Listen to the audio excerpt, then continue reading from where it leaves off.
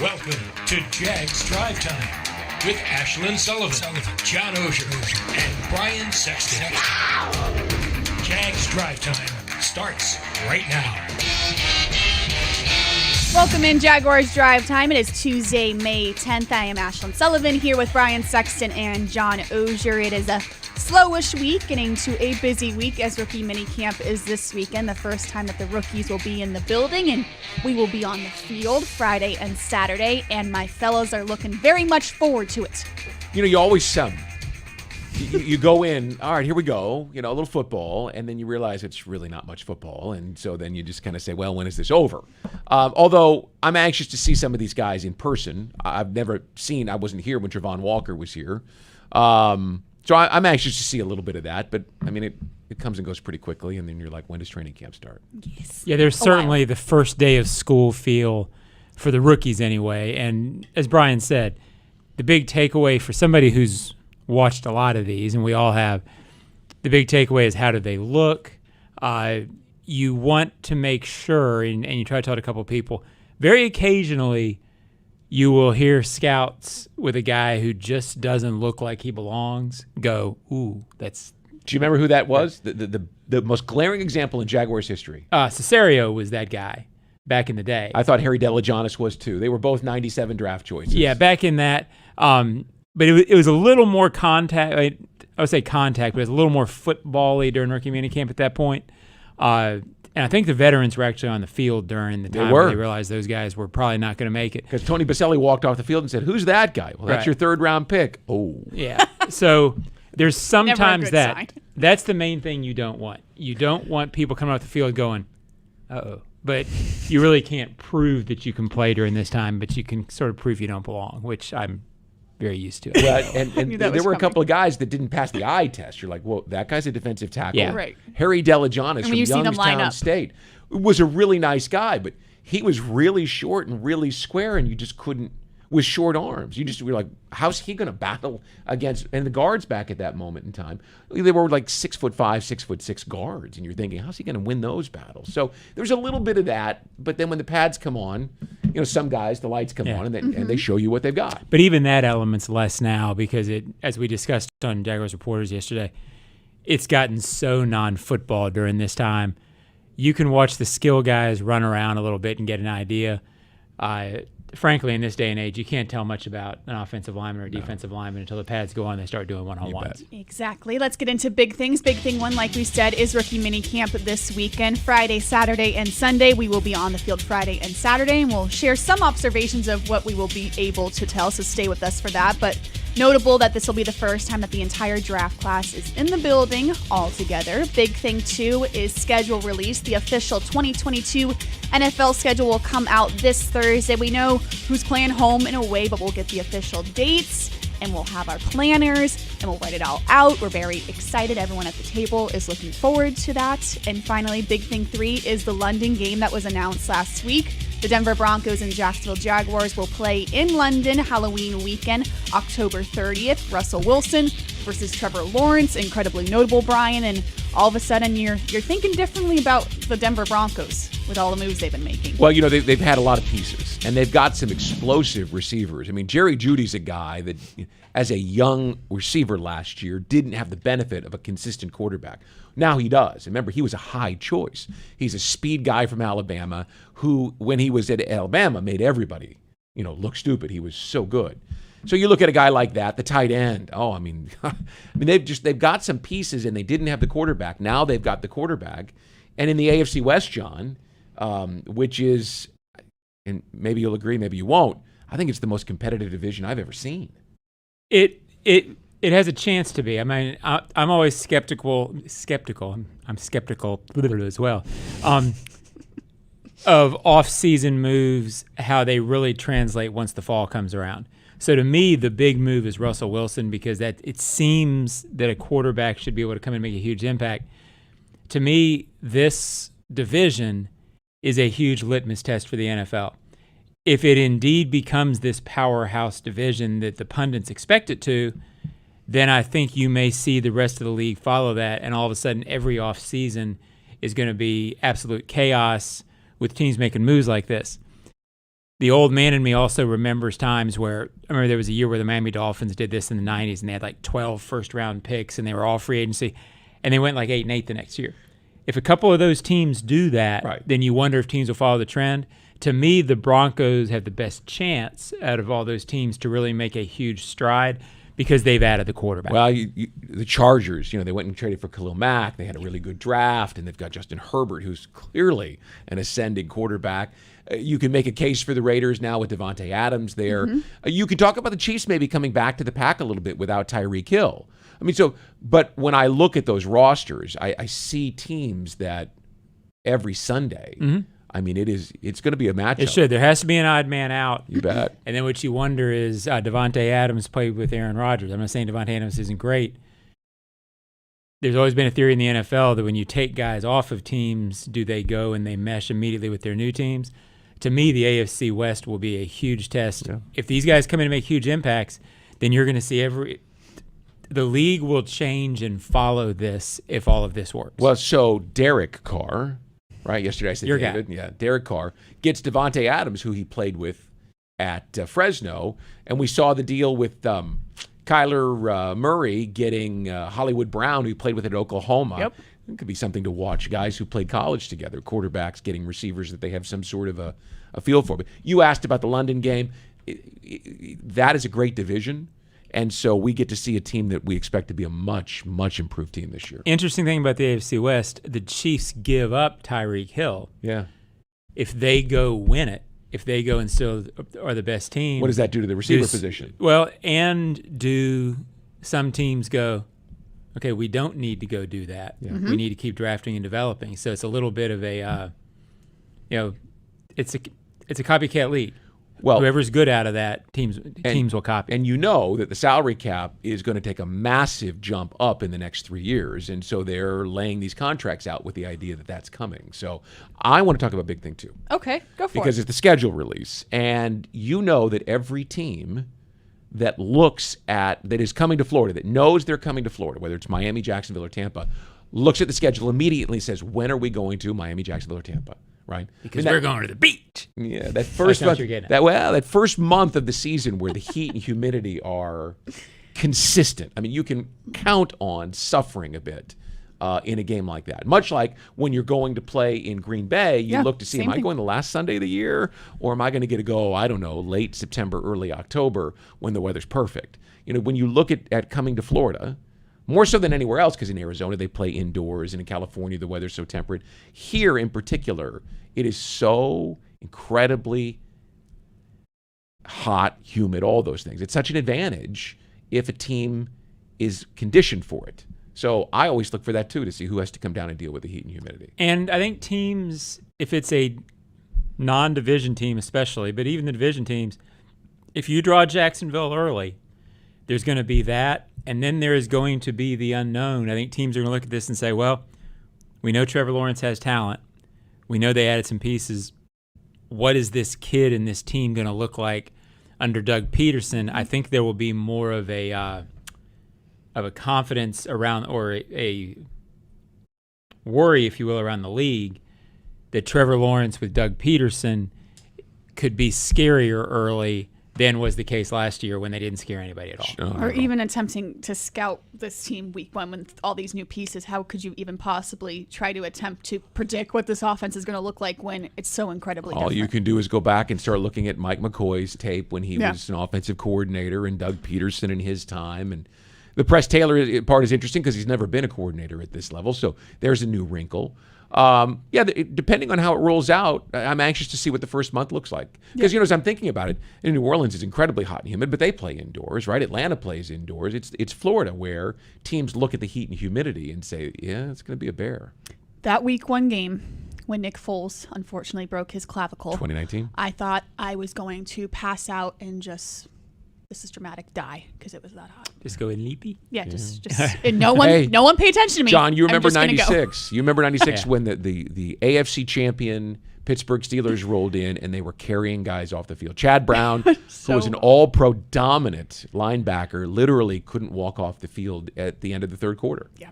And this is a supremely conditioned athlete. So, there are a lot of guys that train in the South and they can get used to it. But there is an advantage, especially in that first month of the year when you're down here every single day. Yeah.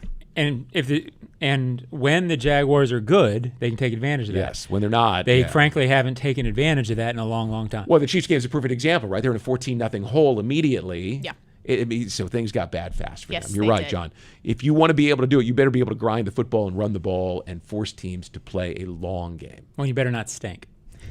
And they've And stunk that for a should long be time. on a T-shirt. Better not stink. It's as simple as that. And I don't think they're going to this year. So I'm excited about that. And that is big things when we come back on Jaguars Drive Time. Some Ashlyn Ask here on the Jaguars Digital Network.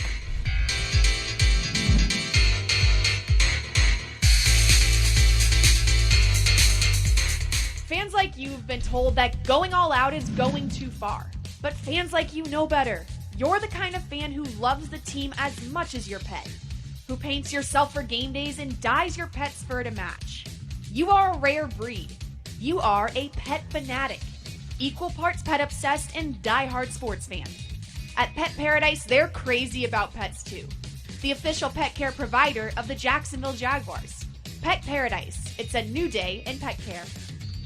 Hi folks, Frank Frangie here to tell you where to find the most authentic Southern pit barbecue in all of Jacksonville. That's right, Bono's. For 72 years, Bono's has been smoking real pit barbecue right here on the First Coast. Smoked for hours, served in minutes, and always cut to order. You can find Bono's locations all around town and on game day at TIAA Bank Field. Bono's is the official barbecue of the Jacksonville Jaguars. If you want great barbecue, head to Bono's today. If you don't see a pit, it ain't legit. Hey Jags fans, this is head coach Doug Peterson of the Jacksonville Jaguars. Everyone deserves to arrive at their destination safely. When walking, always use the sidewalk. If there is no sidewalk, walk facing traffic, along the grassy shoulder, a safe distance from the travel lanes. When driving, slow down, stay alert, and always watch for pedestrians. Remember, Duval, safety doesn't happen by accident. Visit alerttodayflorida.com for more safety tips.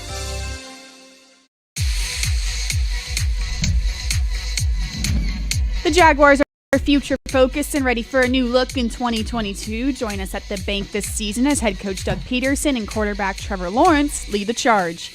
To lock in your seats, visit jaguars.com/tickets or call 904-633-2000.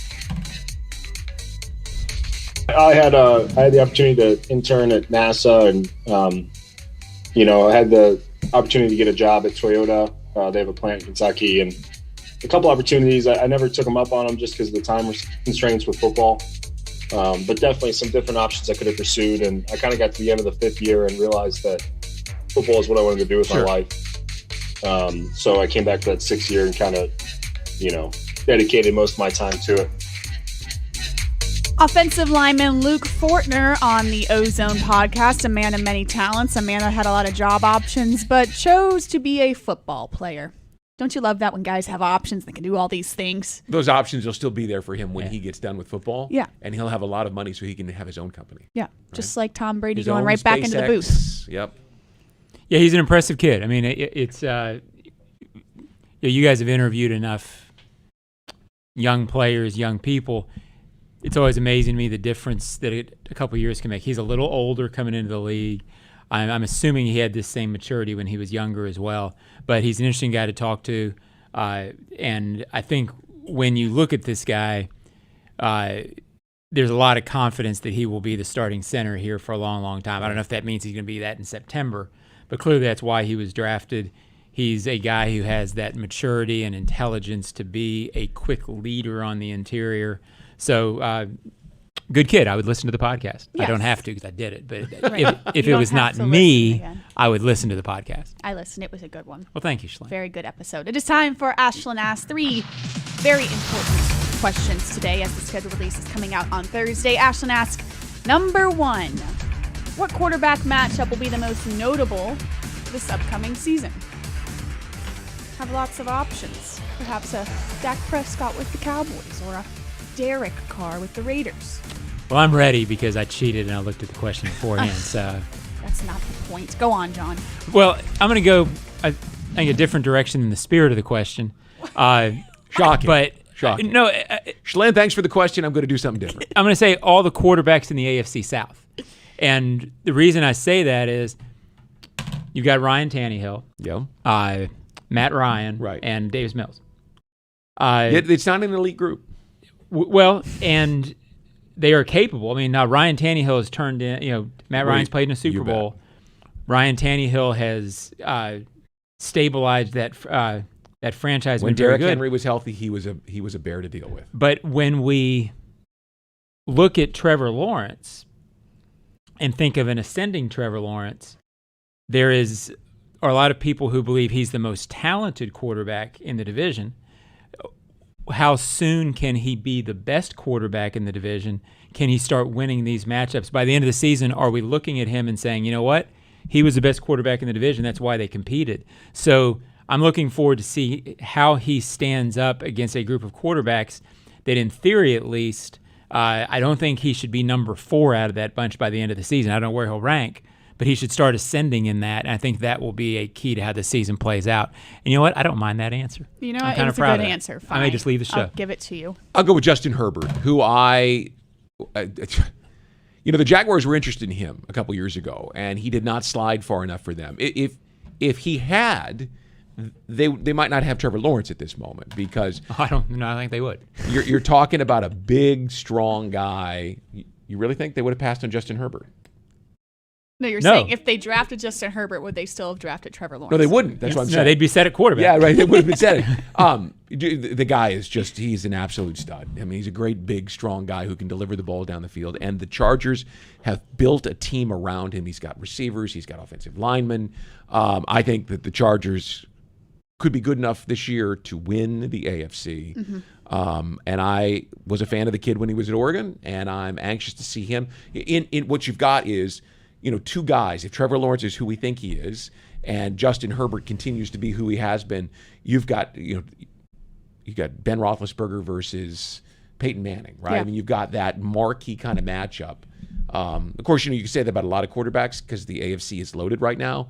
But I think Trevor Lawrence has the name, and Herbert obviously has the results so far. It could be a special matchup. Yeah, Herbert's a guy I'm sorry, Ashlyn, that you keep waiting, not keep waiting because he hadn't played in the league that long, but has put up incredible numbers, makes that team very competitive, and yet hasn't quite gotten them to where you thought at the end of the season last year, you thought they'd win that last game and get in the playoffs. Yeah. So hasn't quite gotten that. So I think nationally, this is a big year for Herbert in that sense.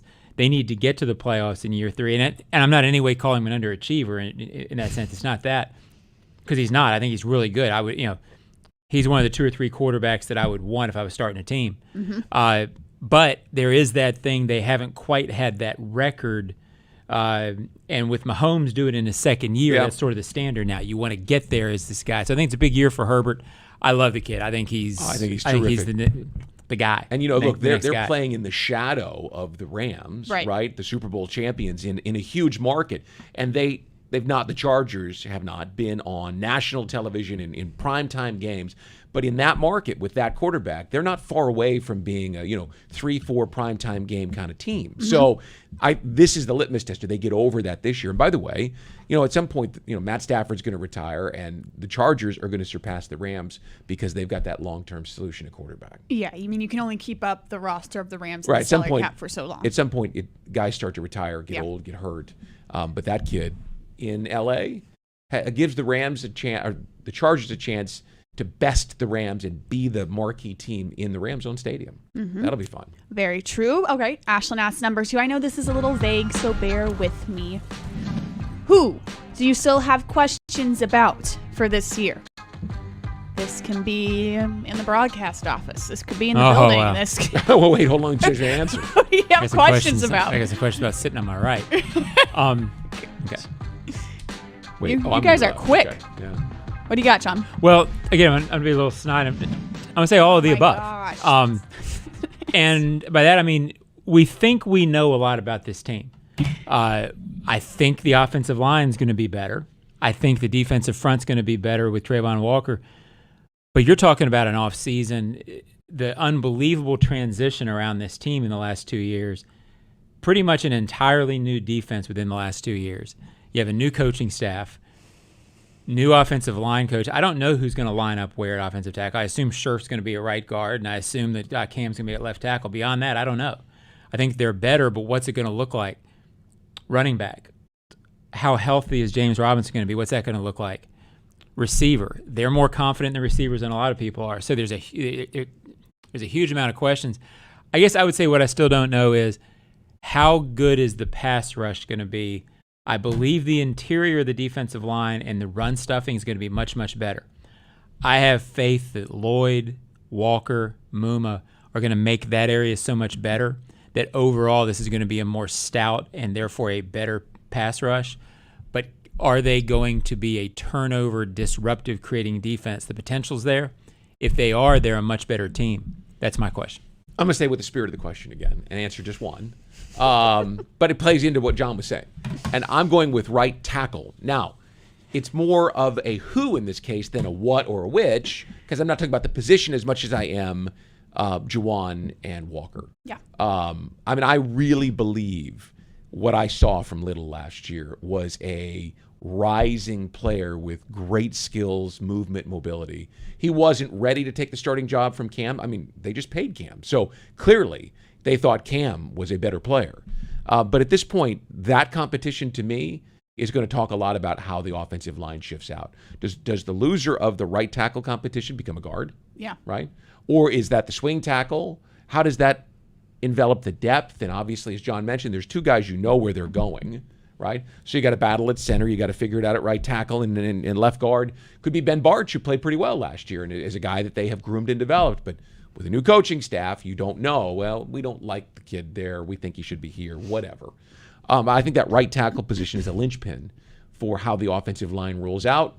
And so that's the question that I have. Yeah, I see with Ben Bartch at right guard, you can't really put that set in stone because, just like you said, if Jawan Taylor loses that job and then shifts over, does he win the job over Ben Bartch? And it's kind of like that'll shake out everything. Well, and look, it's easy to go, well, you just put the loser of that competition and he becomes a guard. Well, he's never played guard. Yeah.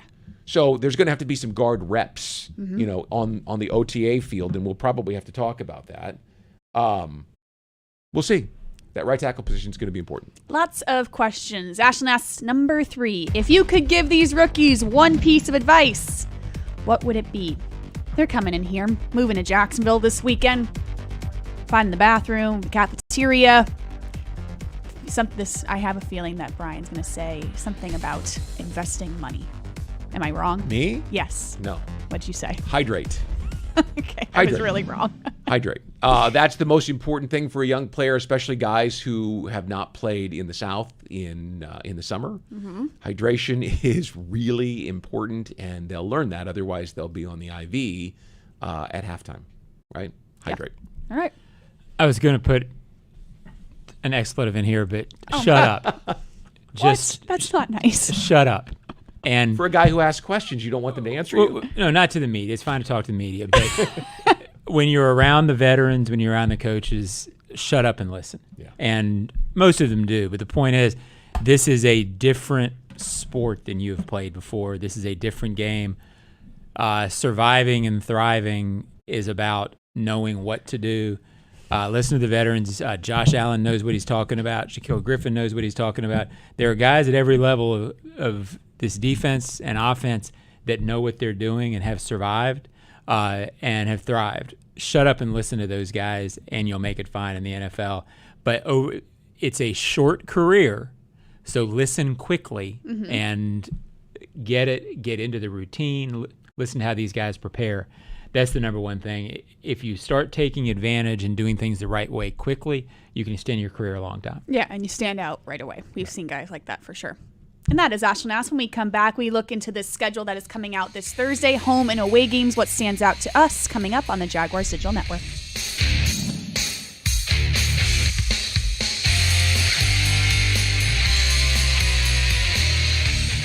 Fans like you've been told that going all out is going too far. But fans like you know better.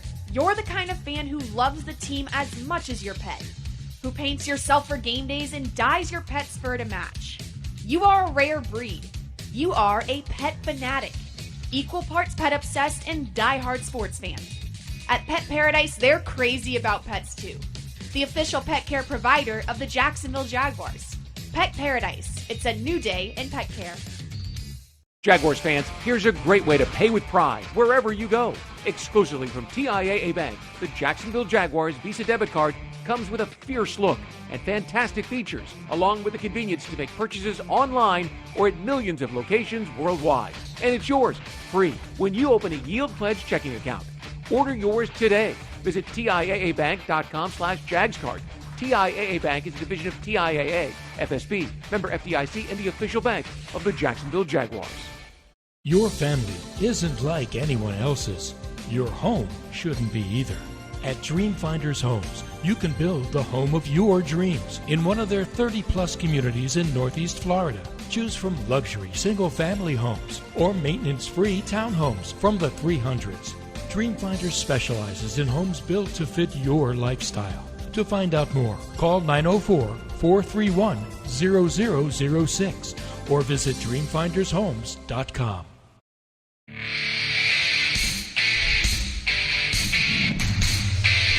You won't believe what Daly's Place has in store for you this year. Coming up are the likes of the Lumineers, Dave Matthews Band, the Black Crowes, Keith Urban, and much, much more. For a list of full shows and to get tickets, visit dailysplace.com. We are back, Jaguars Drive Time, discussing the big news that Tom Brady will go into the Fox family when he retires, and I love that he hasn't retired, but he already has a job lined up. Gotta love that for him. Yeah, and when you consider how much money Troy Aikman is making as the analyst for Monday Night Football for ESPN, you got to figure that Tom Brady can command as much as he wants. My question is, will he be good at it? I mean, will this be something he's a natural at? People made the mistake with Joe Montana when he went into the booth back in the early 90s after he retired. Well, he's the greatest quarterback of all time, which he was then. And they said it'll be great to have him, and he wasn't good. Greatest quarterback of all time. That's what people were saying about Joe Montana in the early 90s. Yeah, you know that. Okay, Joe Montana. You said Joe Namath. Did I say Joe Namath? Yeah. I'm okay. sorry. All right. Yeah. I got David Carr and Derek Carr. Okay. Joe Montana. I was going to say Namath was good. Yeah, he's Hall of Famer. Gotcha. Right. Yeah, okay. Joe Montana went into the booth after he left. Yeah, Joe Montana wasn't very good Yeah, at all. You're right. he was not very good in a broadcast role. He didn't like, but I don't think you ever got the idea with Montana when he played that he was particularly funny or engaging. Brady, since he's left the Patriots, when you see him interviewed, when you see him, has relaxed a little bit with a sense of humor. I think it's important in the booth. So I think he'll be good at it. And fortunately for him, having that job means he won't have to worry about money when he gets out of football. So good for him. He good was for worried. Tom. Yeah, he was worried, I'm sure. Good for Tom. Yes, absolutely. Let's look at this home and away schedule. We'll have the dates as of Thursday, but we know at least when we're traveling and who's coming here. So let's look at home opponents first, outside of the division. Cowboys, Giants, Ravens, and Raiders. What stands out here, fellas? I think that Ravens game certainly at home is a difficult one. Well, that's the home game that I'm most eager to see, right? Because 2 years ago, the Jaguars went to Baltimore and did not show well. It was 2020, and it was the COVID year and all of that. But that's a marquee quarterback, and they had another great draft. That is as well-run an organization as you'll find anywhere in the NFL. So that's a great barometer. I mean, I don't know whether it's early in week one, so it's hard to say, well, we'd be able to match them. But at some point in the season, you kind of match yourself against a team like that. Yeah. Well, it's a tough schedule. I mean, you're talking about at home, Dallas, Baltimore, Denver, and the Raiders, and at least one of those teams of the three in the division was a playoff team last year, and the Colts would have been had the Jaguars not beat them. It's a really tough schedule at home that if they don't play well, they're gonna have a tough time winning them. Yeah. So the Giants are the one team that looks quote unquote gettable, but if you ask me if Dallas, Baltimore, Denver, or the Raiders would be in the playoffs, I'd say three of them will be. Yeah, very true. And then you look at this away schedule: Commanders, Jets, Lions, Kansas City, Chargers, and Philly. Yeah, going to Kansas City and Los Angeles. Is a lot. Mahomes and Herbert on their turf. Ouch. Yes. That again, great measuring stick. How far have we come? How far do we have to go? And the Doug Peterson going to Philly game will be fun. Oh, yeah. Yeah. Because the writers up there, they have an affinity for Doug. Doug's a likable guy, and it will be played up. And I can't imagine that Philly fans truly hate Doug Peterson. No. In Vegas, we were sitting right across from folks from the Eagles, right? And they did nothing but rave. How do you like Doug? Sure. Isn't he great? What has he done? I think he's beloved in Philadelphia. Yeah. Yeah, you get it. I mean, if you get a fan base of Super Bowl, Yeah. you're typically Especially pretty popular. Philadelphia, yeah. So I think that'll be an interesting. They'll certainly be rooting for the Eagles, but I think it'll be cool for Doug to go to that stadium, and I'm sure we'll be cheered and welcomed, and it'll be a cool moment. Yeah. Yes, it will. And that is a look at the schedule. We'll have the dates as of Thursday. The schedule release show later on Thursday night. And when we come back, some closing thoughts here on the Jaguars Digital Network.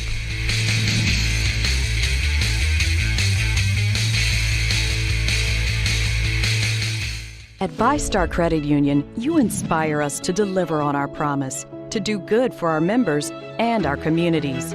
That's why we offer more banking options, like better rates and no hidden fees. We also give back, donating several $1 million to hundreds of nonprofits each year.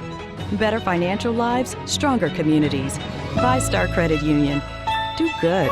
Bank better. Visit vystarcu.org/join. Insured by NCUA.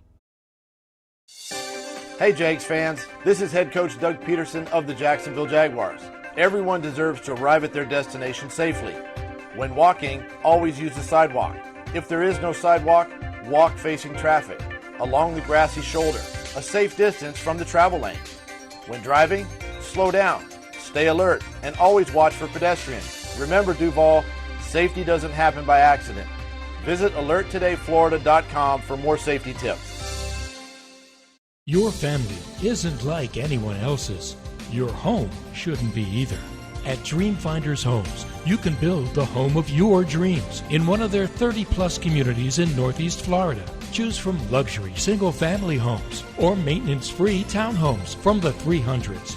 Dreamfinders specializes in homes built to fit your lifestyle. To find out more, call 904-431-0006 or visit dreamfindershomes.com.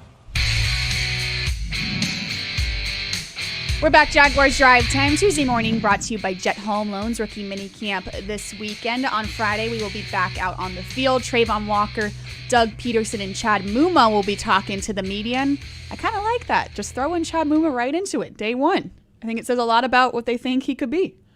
Well, he'll be fine with it. I talked to the defensive coordinator there, and his name escapes me, and I apologize. I'm sure the defensive coordinator is watching the Mike show. Caldwell?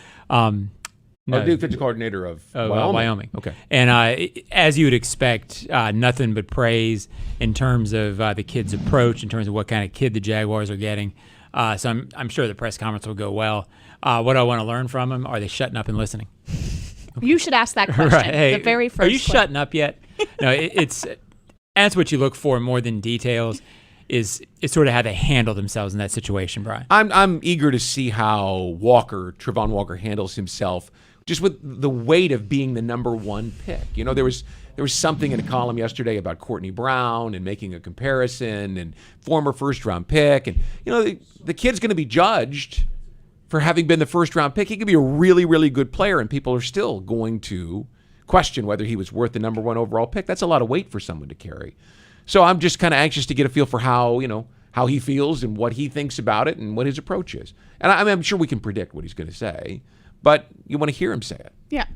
From what we have seen so far, he's the company man that knows how to do this. He was on a big Georgia defense and isn't shying away from this. I think he's going to be a really, really good player. It's just in today's day and age with the 24-hour news cycle and all the social media sites, some people won't give him a break for that. They'll say, well, I mean, you had 12 sacks. You're number one. You should have 15. I mean, there's going to be that kind of stuff. Yeah, he'll constantly be asked about having a chip on his shoulder, and he'll constantly say, no, he doesn't, and he will.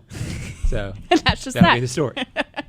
And that is Jaguars Drive Time. You can watch those press conferences we just talked about on Jaguars.com on Friday and Saturday live, and we will be back with you next Tuesday here on Jaguars Drive Time.